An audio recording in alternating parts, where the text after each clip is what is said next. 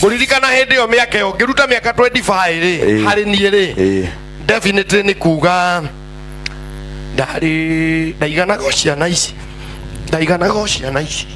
tokaiha ndimuoni ona ndaigana rugama iha ogu ni mwe gikoyo inyue ni mwe gikoyo mutikuirie microphone ha ni mwe gikoyo ni mwe gikoyo ngenda kuigua kana mwe gikoyo boys ciothe ukaiha ogu kaiha ni mwe gikoyo inyue ne anirirai ni mwe gikoyo tajira ya turere ha turere turi atimia kana turi ihe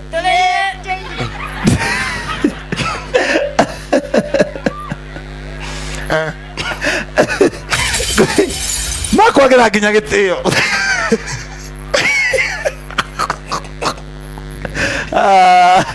atuga miaka 25 Karwimbo miaka yo ngieheria waiganaga uguo eheretio ndaririka riria nie miaka 25 ingieherio ri ndare munini no ne ndaragia ndetaga ngima ndina ndoga mamu he ndina ndineria kadina kanini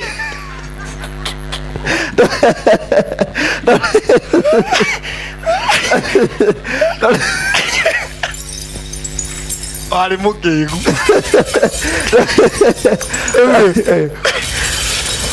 ha okay sawa twabe twite mundu yes dio toko mu introduce atia tondu aya nio matutongoririe umemerekia-ini nio turoaga ni sauti tunajua naam ni sauti toko mu introduce atia tondu aya nio matutongoririe umemerekia-ini nio turoaga ni sauti tunajua naam ni sauti tuiguaga hindi ciothe makoragwo magitucanura uria bururi uikaire makoragwo magitutariria kuria bururi urorete na uria matwira kainge kai niguo guthiaga riu uyu ni makirutite wira na waithira muithirania niwe tugukorwo tukirehe haha nana other wapi makofi weka mkono juu hivi introducing on stage Jeff Kuria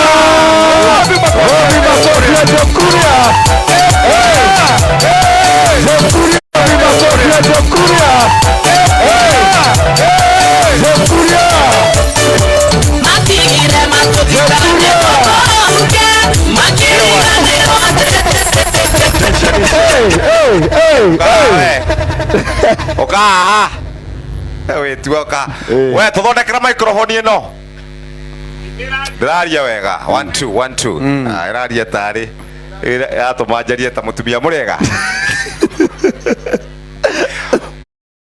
running out to running over, running out to running over.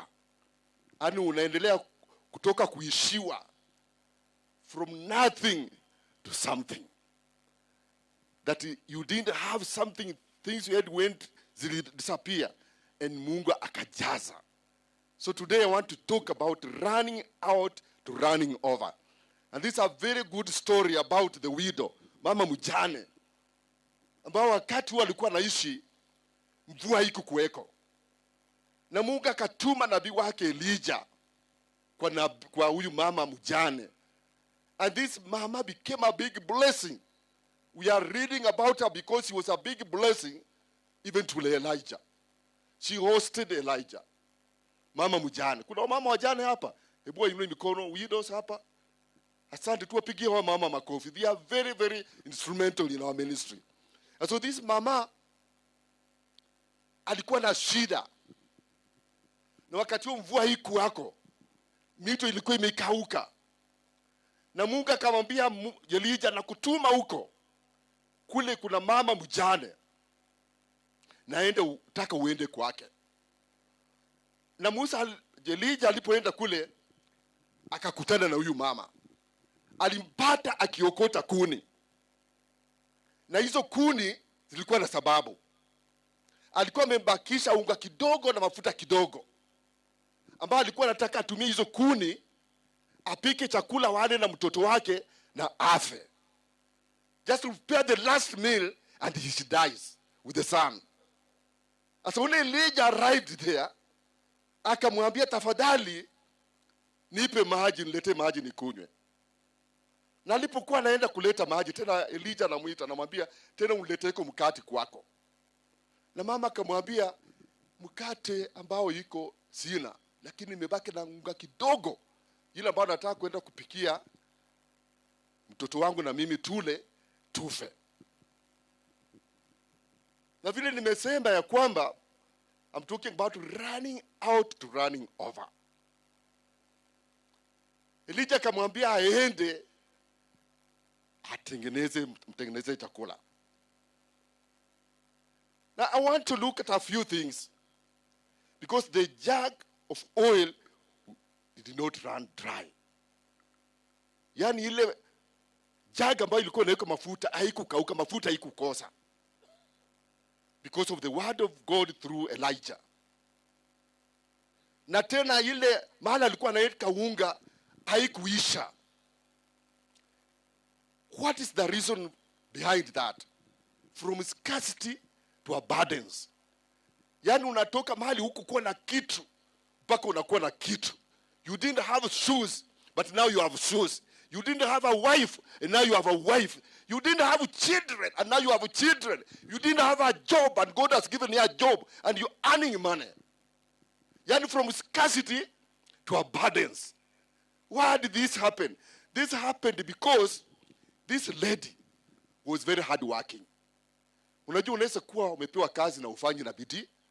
There must be activities for you to earn your living. So she was hardworking. That's why Elijah met her collecting firewood to go and use kupikia chakula yake na mtoto wake wafe. So there was work, or there was activity that this lady was doing. Number 3, nini lifanya huyu mama kabarikiwa sana? What made her to have abundance in life? Hospitable. Alikuwa mkarimu. Yani alikaribisha Elijah na akambulisha. Kuna watu wengine ni wachoyo hata wakukufa. Hawezi hata kukupa kitu. Yani Mungu amembariki, lakini mchoyo hata kutoa kwa kazi ya Mungu ni ngumu sana. Hata kusaidia neighbor is not easy. But this lady, because alikuwa mkarimu, mpaka akatoa unga yake na akatoa ile mafuta akamtengenezea Elijah, akala mafuta yake, hakuna siku iliisha. Ile gala ya kuweka chakula haikukauka, kwa sababu alikuwa mkarimu. It was always full. Number 3, kwa nini? Number 3 is because ya imani. Alikuwa na imani kwa Elijah. Faith. Aliambia ni vile huyu ameniambia nikifanya hivyo sitakosa kitu. Sometimes people don't believe when they are told things. Mtu akiambiwa toa utabarikiwa, hawataki kutoa. Lakini huyu aliamini, alipoambiwa atoe na akaamini yale Elijah amwambia, na Elijah akamwambia usiogope, itaendelea kumwagika. Number 4, encouragement. Elijah encouraged this lady. And alimuhimiza. Alimuhimiza kwamba enda tu upike, utaona yale ambayo yatafanyika. Sometimes we need just somebody to encourage us. Like the deputy president, he just needs somebody to encourage him. Yani mwambie, wewe mzee deputy president, lala usigizi mimi nakuombea. Yani I'm just interceding for you. Just needs prayers. Even the president, they need people who can stand in the gap of this country and encourage them and tell them that don't worry, we are praying for you, we are interceding for you. Nyinyi laleni usingizi. So deputy president, usisangai, wewe lala tu usingizi. Hata ukitaka kuota, ota tu, because there are people who are interceding for you. Amen. Bwana asifiwe. Hebu nione mikono juu kama kuna watu ambao wana intercede for the gap. Thank you. God bless you. Yani encouraging somebody. We just need even people who will be able to encourage the bishop. When the bishop is low, he needs people who tell bishop, sleep, we lala tu, we are praying for you. The clergy will stand with the bishop in the gap. The Christian will stand with the bishop to make sure that the bishop and our mikono ikitaka kwenda chini inaenda juu. Yani una mtu wa kukuhimiza, mtu ambaye anakupa motisha, mtu ambaye anakusaidia, and you don't feel worried because you know there's somebody behind who is praying for me. Lakini unajua saa zingine askofu, saa zingine tunakuanga na mimi huangalia saa zingine kwa barabara tunapoendesha gari, kuna gari zingine zimekatika ile center bolt ikikatika, gari inaendanga hivi. Unaweza kufikiri inaenda huku na kumbe inaenda huku. So if you are not careful, unaweza kugongana nayo. Yani center bolt imekatika. So there are people center bolt imekatika. Yani hata wafanyie mazuri center bolt imekatika. Wanaendanga tu hivi. Wanaenda hivi.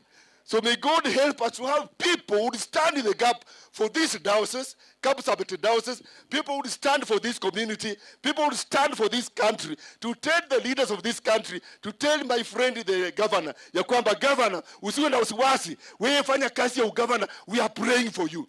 Tunakuombea, wewe fanya tu kazi, chapa kazi. Amen? Sababu slogan yenu ni kutenda na kufanya nini? Kusema na kutenda. So fanyeni kazi ya Mungu. So sometimes you just need to hear somebody telling you, my brother, I've been interceding for you. That's very encouraging. Yani nakuombea. Yani ukisikia hiyo, unasikia tu. Ninakumbuka siku moja nilikuwa na shida kubwa sana. Lakini nipata Kristo akasimama na mimi kuomba. I had a big problem. Hata watu walikuja na petroli na pango wanataka kuniua. But we had Christians who are interceding for me. Kambia Bishop, don't worry. We are praying for you. We are interceding for you. And so we need the people who will intercede for this diocese. Just to encourage the bishop that this plaza, this is going to be the last fundraising. Why don't you say amen? This is going to be the last fundraising, bishop. Jipe moyo, usiwe na wasiwasi. This is the fundraising, your bishop. So the next time we are coming, kuingiza hiyo nyumba. Na usikose kunialika tena siku hiyo. Bwana asifiwe. So encouragement, Elijah encourage huyu mama mjane. Mpaka huyu mama mjane akabarikiwa. He encouraged and reassured her ya kwamba haitaisha. Number 5, obedience. Huyu mama alikuwa mama ya unyenyekevu. And she was very obedient. Because when she was told to go and bring water, as she was going, Elijah called her back and she came back. Kuna watu wengine vichwa ngumu sana. Yani ukimwambia kitu kimtuma tena umuita na kuambia kwa nini unanisumbua? Why are you calling me back and you have sent me? But this mama obeyed. She came back. That obedience ikafanya kana abundance, vitu ikajaa. Vikajaa kabisa, akana na unyenyekevu. And sometimes unajua it's a challenge wakati vitu inapokuwa vingi unaweza kusahau. Kiburi ingie ndani yako. Na Moses aliambiwa Israeli, when you forget, I'll destroy you. Yani unaposahau yale Mungu amekufanyia, vile Mungu amekuinua, anasema I'll destroy you. So obedience, the woman obeyed and did what she was told by Elijah. Yani tumeambiwa kitu tutende, na tunatenda kwa sababu tuna imani ya kwamba yale ambayo tumeambiwa ni ya kweli. Number 6, sincerity. And she was very sincere. Alikuwa sincere sana. Alisema ukweli. Akasema kwamba amebaki tu na unga ya yeye kula na mtoto wake na afe. Sincerity. And she was very sincere. Kuna watu wengi hapa, hata naona siku hizi simu za mobile zimeleta shida. Watu wasemangi ukweli. Hata mwingine alikuwa anaongea na mtu huko Kakamega town, nasikia naambia mtu niko Mombasa na niko tu na yeye hapa. Alipomaliza nikamuuliza, bwana, you telling the truth? Yani sincerity. Watu wasemi ukweli. Lakini mama alikuwa sincere na akasema ukweli uliomo.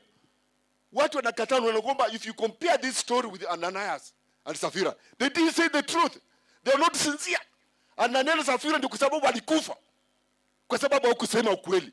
Mungu amewabariki na unasema uongo. Wanauliza, hii ndio mliuza yote? Wanasema ndio yote. Bibi akaambia ile miguu ilibeba bwana yako ndio inakuja itakubeba. Kwa sababu hawakusema ukweli. So tukitaka tubarikiwe vitu yetu ijae, in this diocese of Kapsabet, in this country, we must be sincere and say the truth and the truth alone. Amen. Maana itasaidia tuweze kunawiri kwa mambo yetu yote.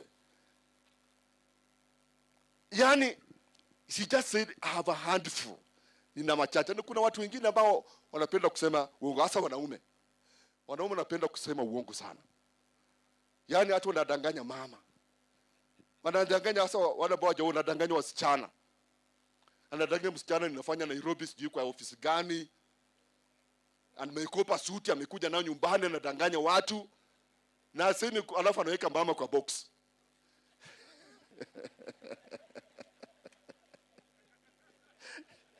But this lady was very sincere. Alisema ukweli uliomo ndani yake. Lakini tena wale ambao wamama wanapenda kudanganywa. Wamama wengi wanapenda kudanganywa. Usipowadanganya wafurahi. Wanasema leo hajanidanganya. Huyu mama alisema ukweli ya kwamba hii ndio unga ambayo